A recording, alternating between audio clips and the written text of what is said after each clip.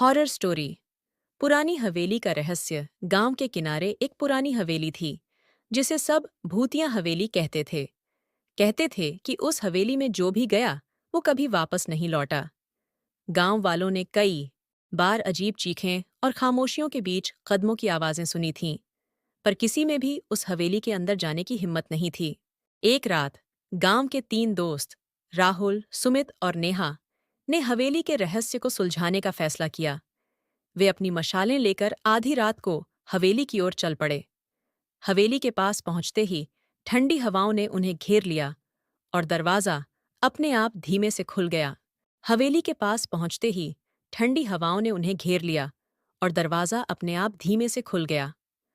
अंदर घुसते ही चारों ओर अंधेरा छाया हुआ था। हवेली की दीवारों पर अजीब निशान थे, जैसे किसी ने खून से कुछ लिखा हो। अचानक सीढ़ियों पर तेज कदमों की आवाज आई। नेहा ने डरते हुए पूछा, "ये आवाज कहाँ से आ रही है?"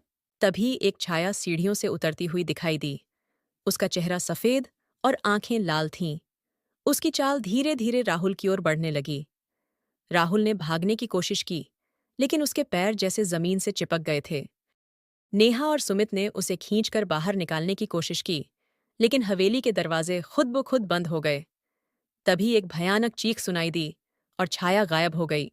अचानक एक बूढ़े आदमी की आवाज गूंजी, "यह हवेली तुम्हारी नहीं, इसे छोड़ दो, वरना तुम्हारे साथ भी वही होगा जो सालों पहले हुआ था।"